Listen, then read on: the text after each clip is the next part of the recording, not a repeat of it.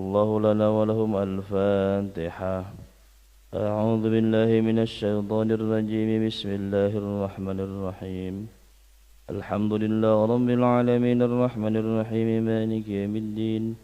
إياك نعبد وإياك نستعين اهدنا الصراط المستقيم صراط الذين أنعمت عليهم غير المغضوب عليهم ولا الضالين آمين. السلام عليكم ورحمة الله وبركاته. Alhamdulillah wassalatu wassalamu ala rasulillah sayyidina Muhammadin ibni Abdillah. Wala hawla wala quwwata illa billah. Ashhadu an la ilaha illallah wahdahu la sharika lah. Wa ashhadu anna sayyidana Muhammadan abduhu wa rasuluhu la nabiyya ba'dah. Allahumma salli wa sallim wa barik wa karrim ala sayyidina Muhammadin wa ala alihi wa ashabihi ajma'in wa man tabi'ahum bi ihsanin ila yaumiddin, amma ba'du. Hadirin jamaah Majlis Ta'lim Al-Isra yang dimuliakan oleh Allah Subhanahu wa taala. Alhamdulillah, falhamdulillah, thumma alhamdulillah.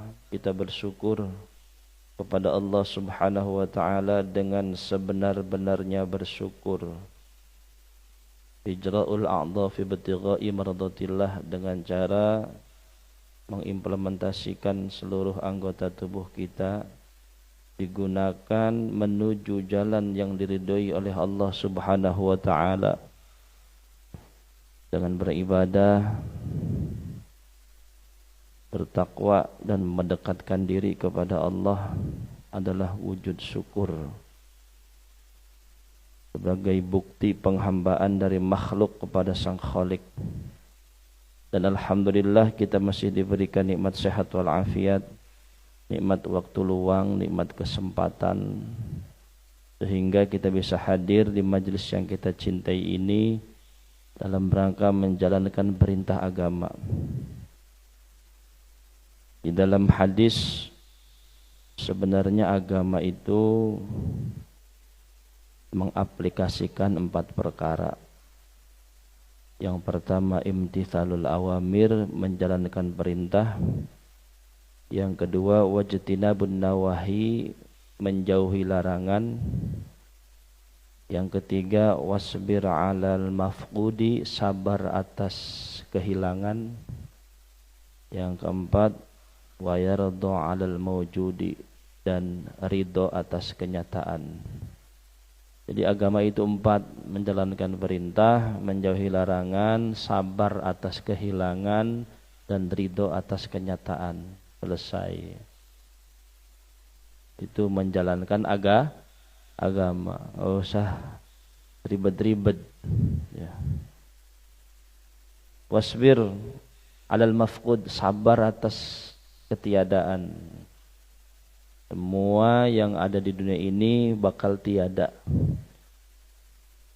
Bahkan ruh yang terkandung di dalam badan juga bakal tiada. Apalagi perangkat jasmani yang ada di sekitar kita. Apalagi orang-orang yang kita cintai, yang ada di dalam tubuh kita saja bakal hilang, apalagi yang berada di luar tubuh kita. Makanya wasbir alal mafqud, sabar atas ketiadaan, itu bagian daripada agama. Wa yarda alal mawjud, dan ridho atas kenyataan, itu juga bagian daripada agama. Ridho atas apa yang sudah ditetapkan. Makanya Rasul pernah berkata, yusbihu sahihan am saqiman, aku ridho Allah kasih sehat dan kasih sakit. Yusbihu faqiran aw ghaniyan, aku ridho Allah kasih kaya ataupun miskin. Yusbihu sa'idan am saqiyan, aku ridho Allah kasih bahagia ataupun sengsara. Karena ufawidu amri ilallah, aku sudah menyerahkan seluruh urusanku hanya kepada Allah Subhanahu wa taala. Jadi apapun yang terjadi itu terserah Allah. Itu ridho, namanya ridho. Enggak gampang ridho. Menerima atas kenyataan. Agama itu 4 udah. Kalau enggak 4-4-nya dilakuin ya enggak bisa, harus seiring sejalan tuh yang 4. Ada orang sholat rajin tapi enggak ridho atas kenyataan. Ada orang infak sedekah tapi enggak sabar atas ketiadaan. Berat. Ya Rasul itu kan manusia paling baik. Akhlak yang paling mulia, dijamin masuk surga. Tapi yang enggak senang satu Mekah. Yang enggak senang satu Mekah, bukan satu RT lagi, Pak. Bukan satu RW, satu Makkatul Mukarramah. Antal kadzab, antas sahir, antal kahin. Engkau penipu, engkau tukang sihir, engkau tukang teluh. Waduh, Rasul. Mau ke masjid dilempari kotoran onta. Mau berdakwah dipuki batu. Sampai berdarah itu sikut dan lututnya Rasul. Sampai mau ke masjid pulang lagi karena tubuhnya berlumuran najis. Yang bersihin siapa? Anaknya Siti Fatimah, diganti pakaiannya. Karena ada kotoran onta. Itu manusia yang paling baik. Sampai Allah kasihan sama Rasul, disuruh hijrah dari Mekah ke Madinah.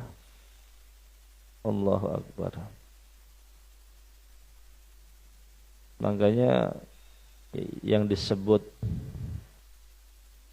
laqad kana lakum fi rasulillahi uswatun hasanah, yang disebut suri teladan yang baik yaitu dihina, dicaci, dimaki, dilempari, dituduh, tetap sabar, ya Pak. Ini kan bulan Maulid nih, meneladani akhlak Rasulullah. Jadi bukan cuman perayaan Maulid yang besar, tapi juga sampai meresap ke dalam jiwa. Itu akhlak-akhlak Rasulullah. Saya pengen baca kitab ini, Adabul Islam fi Nizamil Usrah, adab-adab Islam di dalam membangun satu rumah tangga menurut Rasulullah sallallahu alaihi wasallam. Karena masih nuansa Rabiul Awal, ini akhlak nih luar biasa nih. Sampai saya lempit nih, Pak. Saya lempit artinya penting sekali ini. Bagaimana Rasulullah itu mengajarkan sahabatnya luar biasa. Nih, ada cerita seorang pemuda yang bernama Alqamah. Ain lam qaf mim ha, Alqamah. Ya, harus diingat-ingat nih. Jadi disampaikan ke anak, ke istri. Wa annahu kana katsirul ijtihad fit ta'ah minas salati was shaumi was shadaqati. Alqamah itu rajulun salih, laki-laki yang soleh, pemuda yang ahli sedekah, ahli taat, ahli puasa dan banyak salat. Famarido wastadda marduhu. Sakit keras itu Alqamah. Saking sakitnya fa arsalat imra'atuhu ila Rasulillah sallallahu alaihi wasallam, istrinya datang ke rumah Rasul ngadu, ya Rasulullah, anna zauji Alqamah fin naz'i, sesungguhnya suamiku di rumah sedang sakit parah, lagi sekarat. Fa'aradtu an ulimuka ya Rasulullah bihalihi, aku pengen engkau melihat suamiku yang sedang sakit, kata istrinya.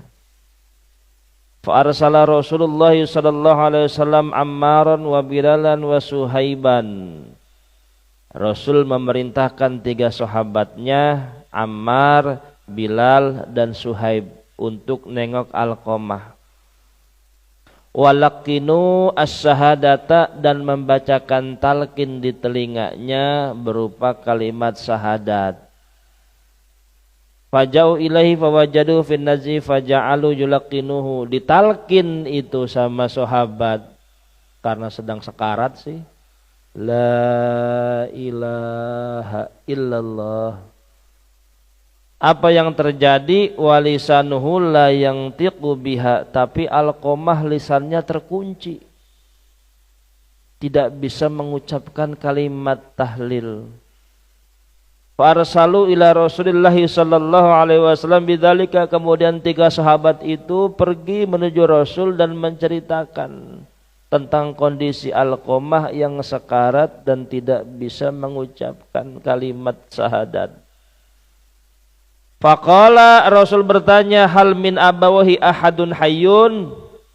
Apakah Alqamah masih punya orang tua yang masih hidup? Qila ya Rasulullah lahu ummun kabiratu sinni. Ada ya Rasul, tapi ibunya saja yang saat ini sudah tua renta. Fa arsala ilaiha Rasulullah. Kemudian Rasul bilang, sampaikan ke ibunya bahwa keadaan Alqamah begini. Nah, kemudian ibunya datang menuju Rasulullah sallallahu alaihi wasallam dengan menggunakan tongkat ala asan wa atat Rasulullah sallallahu alaihi wasallam. Dan Rasul berkata kepada ibunya, ya Umma Alqamah, wahai ibunda Alqamah, usduqini wa in kadzabtini ja'al wahyu minallahi ta'ala. Tolong ceritakan dengan jujur, kaifa kana halu waladika Alqamah, bagaimana keadaan anakmu Alqamah, kesehariannya seperti apa? Qalat, ibunya berkata, ya Rasulullah, wahai Rasulullah, kana kathirus salati, kathirus shaumi, kathirus shadaqah. Anakku ini orang yang rajin salat, rajin puasa, banyak sedekah. Qala Rasulullah sallallahu alaihi wasallam, dan Rasulullah bertanya kembali, fama haluka, lalu bagaimana sikap dia kepadamu wahai ibu? Qalat, ibunya menjawab, ana alaihi sakhitatun, aku sedang marah kepadanya ya Rasul. Walima, sebab apa wahai ibunda? Ya Rasulullah, kana yu'siru zaujatihi wa ya'sini. Dia selalu memperlakukan istrinya dengan baik, tapi menyia-nyiakan aku. Istrinya diperlakukan dengan baik, tapi menyakiti hatiku. Kata siapa tuh? Kata ibunya. Faqala, kemudian Rasulullah sallallahu alaihi wasallam berkata, inna sakhita ummi Alqamah hajaba lisan Alqamah anis syahadah. Sebab ibu marah kepada Alqamah, inilah yang menjadikan lisan Alqamah tidak bisa mengucapkan kalimat syahadat. Summa qala, kemudian Rasulullah berkata kepada sahabat yang lain, ya Bilal, intaliq wajma'li hataban kathiran, pergilah keluar cari kayu bakar. Untuk apa ya Rasulullah? Akhriqhu binar, untuk membakar Alqamah. Karena hidup enggak, mati enggak. Akhirnya kata Rasul, suruh ambil cari kayu bakar yang banyak untuk membakar Alqamah. Qalat, ibunya berkata, ya Rasulullah, waladi la yahtamilu qalbi an tahriqu bin nar baina yadayya. Tidak sampai hati aku melihat anakku dibakar di hadapanku.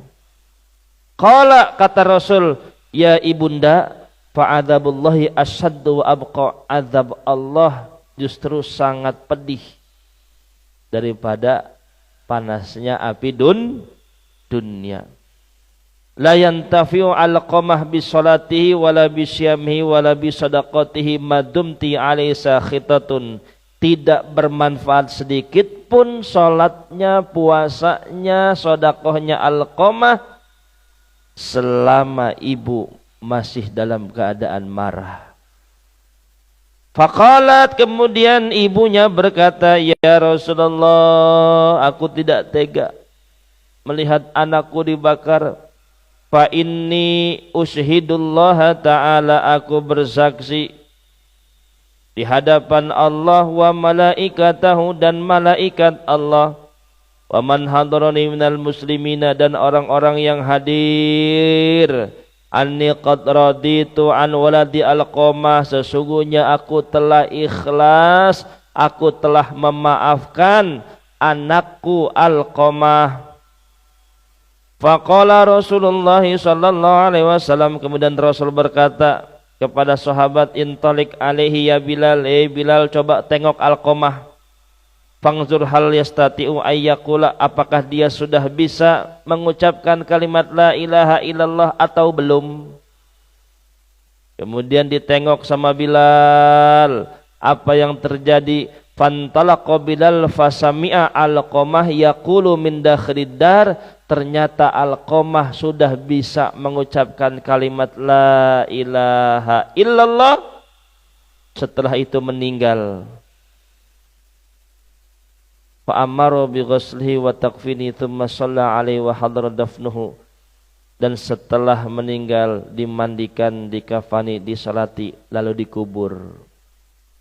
Thumma qama ala safir qabrihi, setelah dikubur Rasul berdiri di pinggir kuburan dan berkata, ya ma'saral muhajirin wal ansar, hei sekelompok orang-orang muhajirin dan ansar, man faddala zaujatuhu ala ummihi, barang siapa yang mengutamakan istrinya tapi menyia-nyiakan ibunya, fa alaihi la'natullahi wa malaikati wan nasi ajmain, maka Allah, malaikat dan manusia akan melaknatnya. Tidak akan diterima salatnya, puasanya dan sedekahnya selagi dia masih menyakiti hati dan perasaan ibunya. Ini hadis 2 lembar nih, Pak.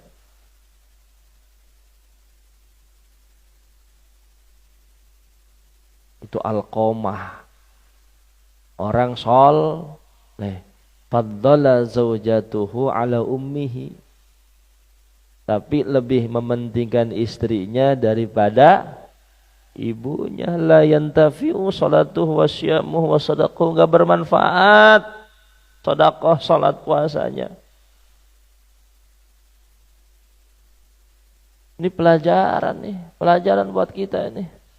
Bukan buat orang lain, buat kita yang hadir di sini. Apalagi yang masih punya ibu.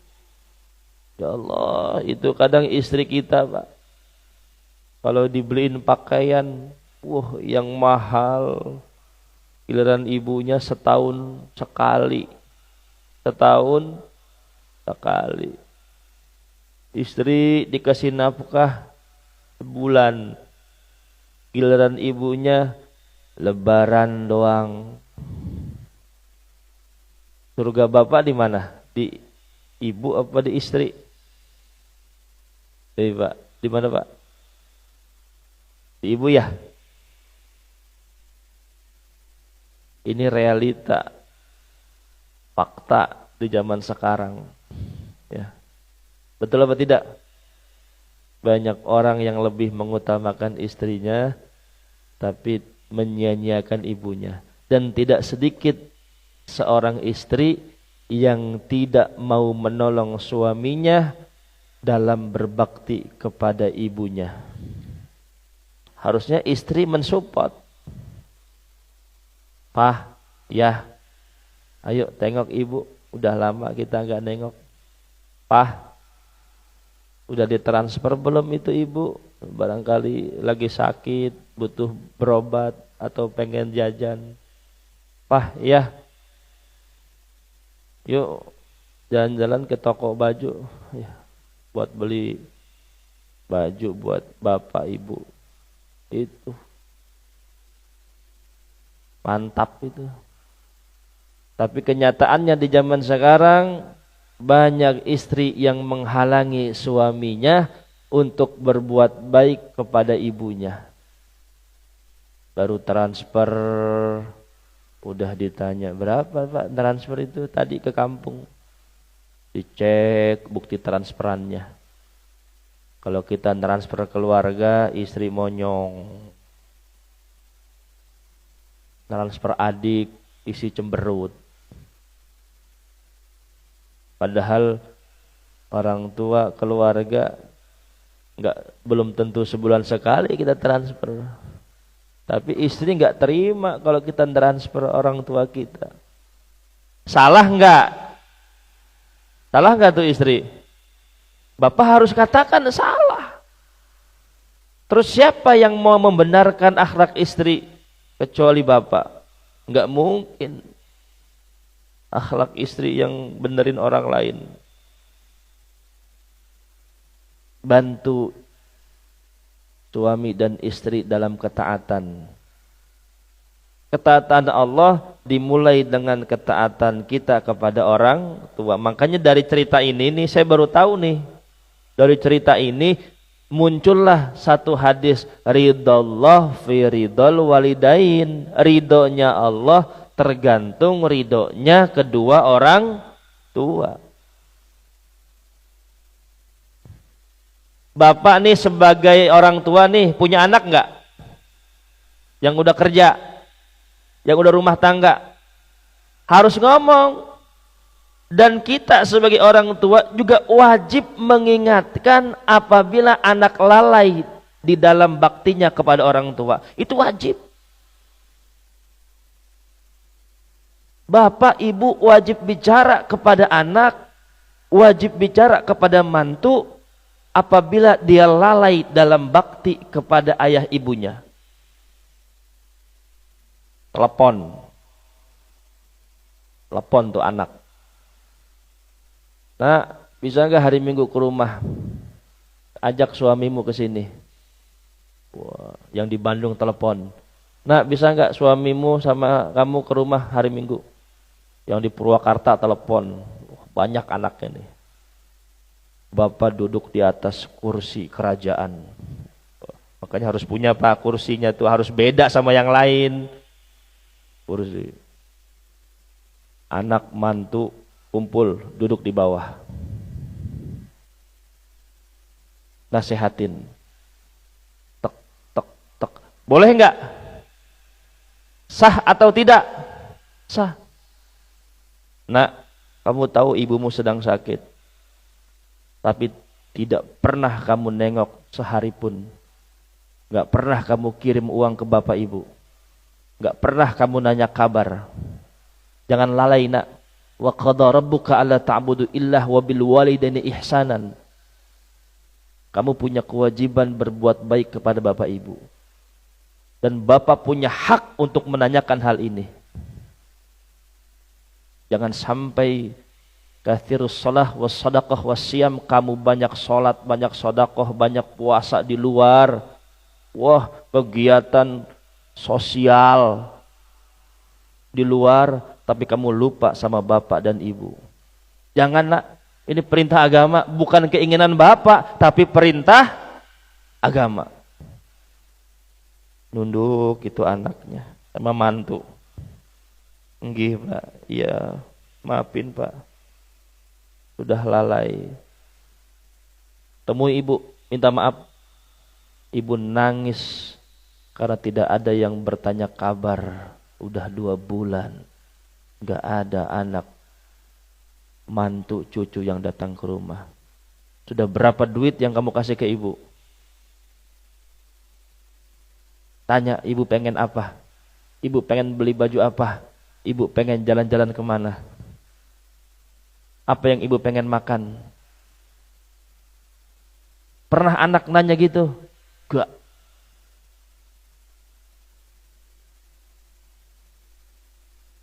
Itu keluarga kiai begitu, Pak.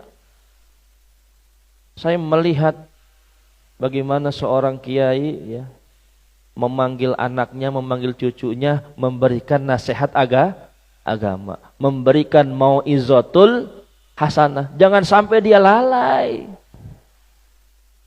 Ini orang tua malah, udah Pak Ustadz nggak apa-apalah, yang penting dia bahagia sama keluarganya. Ya kita mah di sini, yang penting bisa cukup buat makan sehari 2 kali juga alhamdulillah. Udah kita mah nggak mau ngerepotin anak. Dah kita mah kalau sakit juga nggak pernah telepon, biarin. Takut anak kepikiran. Itu TOLOL. Apa namanya Pak? Nggak bisa begitu. Bapak ibu mau anak bapak itu lalai dari beribadah kepada Allah. Birrul walidain itu termasuk ibadah nggak? Termasuk ibadah nggak? Ibadah baik kepada orang tua, baik kepada ayah ibu. Makanya di sini ma min waladin barin, tidaklah seorang anak dikatakan berbakti yang zulu ila walidayhi, yang mana dia memandang wajah kedua orang tuanya nazrata rahmatin, dengan pandangan kasih sayang, illa kataballahu lahu bikulli nazratin, kecuali Allah mencatat dari setiap pandangan hajjatan mabruratan, dengan pahala haji yang mabrur. Satu kali memandang orang tuanya dengan pandangan kasih sayang, Allah balas haji mabrur. Dan sampaikan itu kepada anak. Nah, kalian mandang ibumu, kalian mandang bapakmu dengan pandangan kasih sayang, haji mabrur pahala kamu. Al-hajrul mabrur laisa lahu jaza ilal jannah. Haji mabrur tidak ada pahalanya kecuali surganya Allah Subhanahu wa taala. Saya ngomong gini karena pernah disampaikan oleh guru. Jangan sampai anakmu lalai dan orang tua tidak mengingatkan. Kecuali anak bapak ngaji juga di sono, di luar. Tapi kalau enggak ngaji kan, sekarang enggak ada pengajian anak-anak tuh, enggak ada. Jarang. Yang ada pengajian ibu-ibu, bapak-bapak, ibu-ibu, bapak-bapak. Anak kita kemana? Waduh, hedon, glamor, gajian, beli baju, gajian. Ajarkan sedekah. Ajarkan. Makanya dicontohkan, nah ini bapak punya uang, mau sedekah ini ke fakir miskin, mau sedekah ke yatim piatu, mau sedekah ke pesantren. Ayo kita silaturahmi untuk memberikan sedekah ini. Ajarkan biar terekam di kepalanya, biar terpotret itu. Oh, bapakku sedekah. Karena ada juga anak, ngapain sih Pak sedekah? Kita kan nyari duit udah capek, banting tulang peras keringat. Ya udah, yang penting buat diri sendiri aja dulu, ngapain buat orang lain. Itu ada. Sampai nangis itu orang tuanya menyampaikan hal itu kepada saya. Anak saya hedonisme. Anak saya glamor Ustadz. Anak saya punya uang, tidak ada kepekaan sedikit pun untuk membantu fakir miskin. Enggak peka hatinya buat bantu anak yatim. Enggak peka hatinya untuk bantu perjuangan. Padahal gajinya besar, kerjanya di bank. Tapi uangnya hanya untuk sendiri. Gimana Ustadz? Sedih saya. Saya tanya, itu salah siapa Pak? Salah saya Pak Ustadz. Mumpung belum terlambat.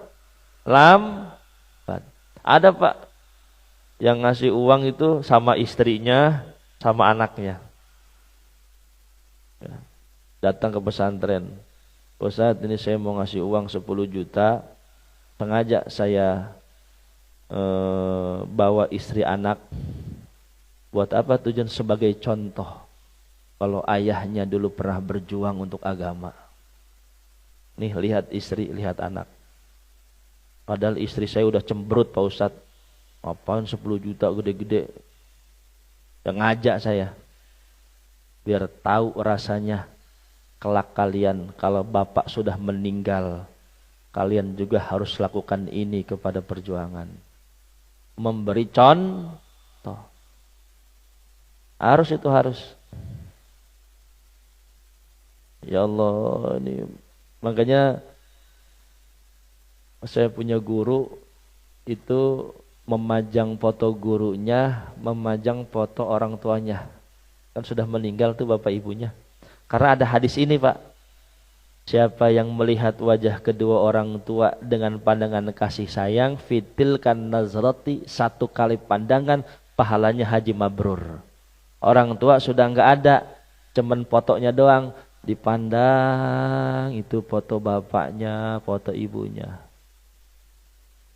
Haji mabrur. Ada di rumah foto orang tua bapak? Lupa. Cari lagi, cetak sama Pananto cetak no. Pak, ini foto bapak ibu cetak ya, dibingkai. Ya, taruh di ruang tamu atau di kamar. Foto guru. Barang siapa yang memandang wajah guru fil tilkan nazrah, maka 1 kali pandangan Allah jadikan para malaikat yang akan membacakan istighfar ila yaumil qiyamah, sampai hari kiamat. Guru dicetak. Bapak punya foto saya? Punya nggak foto saya? Kalender. Wah, nanti kalender dibalik-balik nanti Pak. Khusus, spesial, bingkai. Ajang di wajah guru, ya Allah. Anjang wajah orang tua dipandang-pandang. Itu pahala Pak. Akhirnya sekali mandang kan timbul doa. Ya Allah, ampuni dosa bapak ibu, lapangkan kuburnya. Man taraka du'a li walidayhi falyanqati anhu rizquhu. Barang siapa yang tidak mendoakan ayah ibunya, maka terputus rizkinya. Berarti semakin banyak berdoa buat bapak ibunya, semakin banyak mengalir deras rezekinya. Makanya guru kami pernah ngajarkan, hei santri, kalau kamu mendusin, tahu mendusin, lagi tidur mendusin. Apa mendusin? Sama kan bahasanya? Mendusin, bangun, langsung astagfirullahalazim li wali walidayya wali ashabil hukukil wajibati alayya wa malasyikhina wali jamil muslimin wal muslimat. Apa artinya? Astagfirullahalazim, aku memohon ampun kepadamu ya Allah, li untuk diriku, wali walidayya dan untuk kedua orang tuaku. Itu mendusin langsung ngomong itu, refleks Pak. Bangun, kita mah bahasa Indonesia aja. Bangun, astagfirullahalazim, ya Allah ampuni dosa-dosaku dan dosa kedua orang tuaku. Tidur lagi, nanti setiap mendusin itu refleks. Dan saya sampai sekarang itu terbawa sampai seperti itu. Saya terbawa sampai sekarang. Karena apa? Mendengar nasihat guru langsung terekam. Setiap mendusin, astagfirullahalazim li wali walidayya. Itu dikabul gak doanya sama Allah? Allah kan gak tidur, Allah mah. Kita berdoa, mohon maaf, kita berdoa enggak harus sesudah sholat, pakaian rapi, menghadap kiblat, mengangkat tangan, enggak harus. Bangun tidur, mendusin, doa, sah atau tidak? Sah apa tidak? Sah. Emang doa pakai syarat? Emang doa pakai rukun? Enggak, doa mah barangkali di saat kita berdoa itu bertepatan dengan waktu ijabah. Tuh.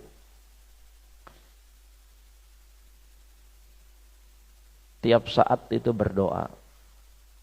Jangan nunggu momen mah berdoa mah.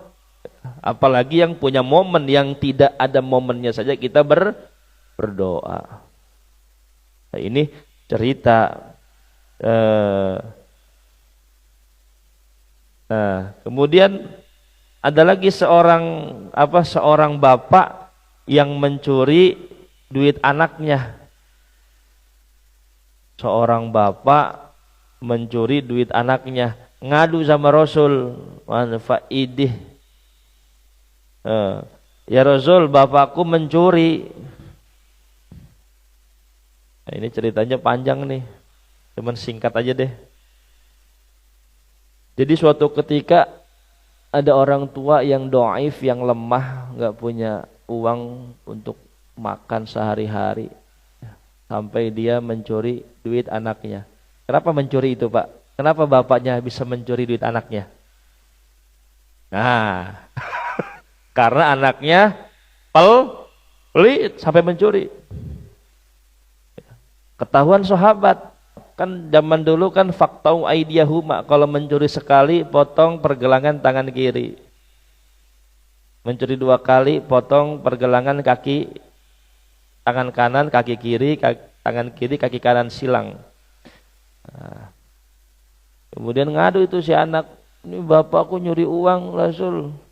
Faqala, Rasul menjawab, anta wa malu kali abika, dirimu dan hartamu milik bapak ibumu. Enggak jadi potong tangan. Orang tua enggak harus izin, Pak, ngambil duit anak. Enggak harus izin.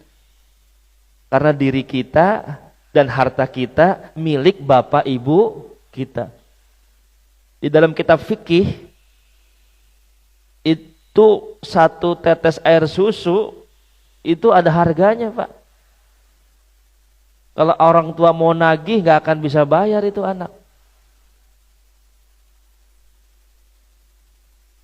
Dari situ nggak ada potong tangan. Kalau anak ngambil duit orang tua harus izin. Tapi kalau Pananto ngambil duit anak boleh nggak? Ambil aja.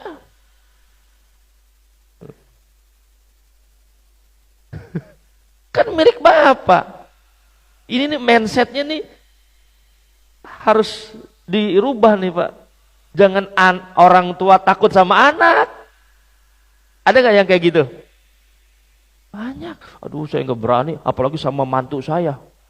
Mantu takut. Sama mantu takut. Gak ada rumusnya itu mantu takut. Panggil mantu, nasihatin, marahin kalau salah. Berani gitu gak? Itu harus bapak tempelkan dulu itu. Saya ini siapa sih?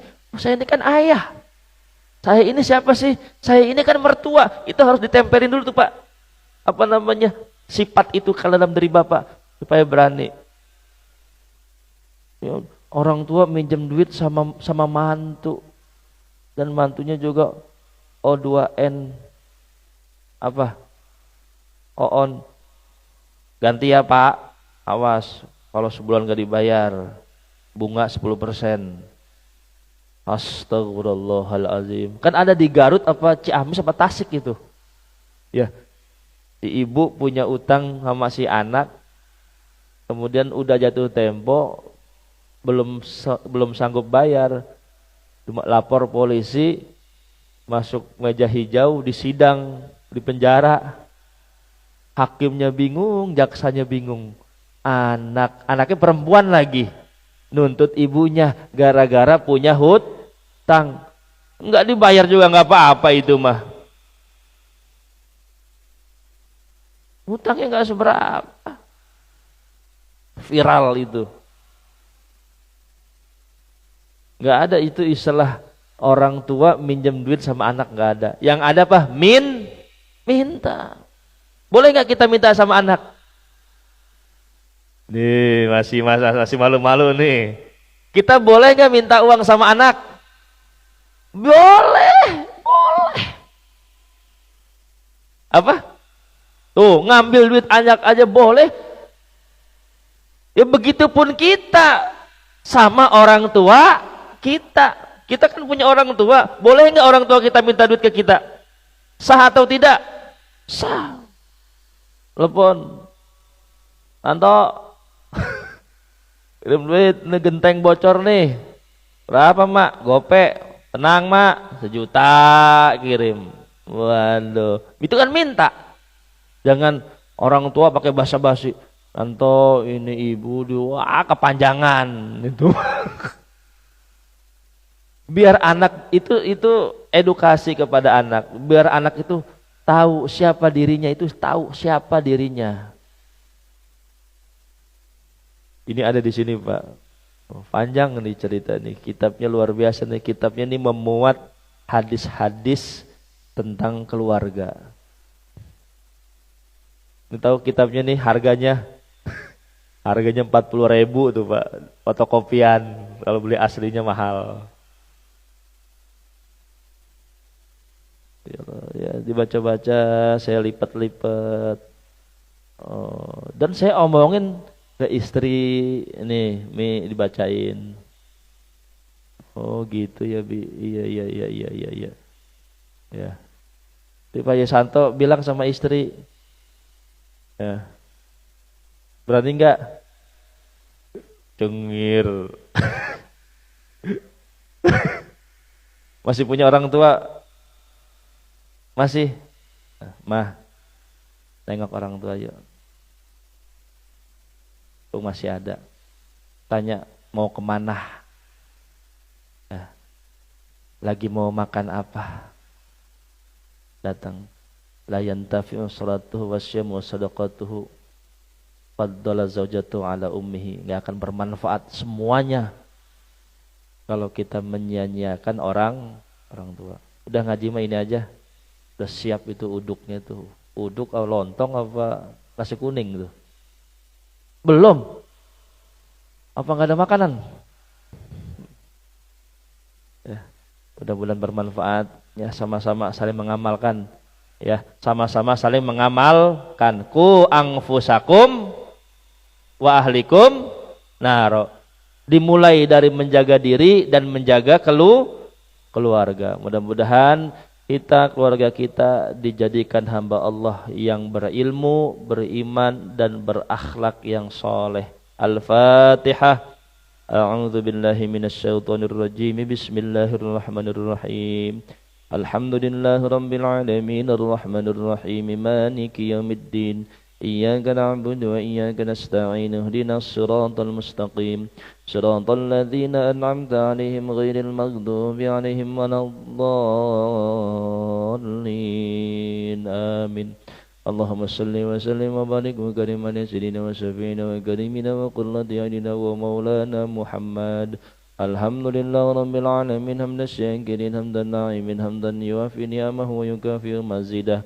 Ya Rabbana lakal hamdu wa lakal syukru wa lakal mulku kama yanbaghi li jalali wajhikal karimi wa azimi sultanik.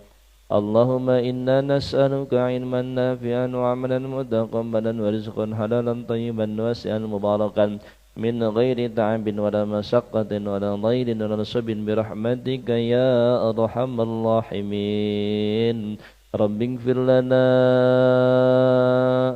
wali walidina warhamhum kama rabbawna shighar. Ya Allah, ampuni dosa-dosa kami, dosa kedua orang tua kami ya Allah. Ampuni dosa bapak ibu kami ya Allah. Angkat derajatnya di dunia dan di akhirat ya Allah. Waj'al qabrahum raudhah min radil jinan. Bagi mereka yang sudah meninggal ya Allah, jadikanlah kuburnya taman surga di sisimu ya Allah. Rabbighfir lana wa liwalidina warhamhum kama rabbawna shighara. Rabbana atina fid dunya hasanah wa fil akhirati hasanatan wa qina adzabannar. Subhana rabbika rabbil izzati amma yasifun wa salamun alal mursalin walhamdulillahi rabbil alamin. Mohon maaf. Assalamualaikum warahmatullahi wabarakatuh.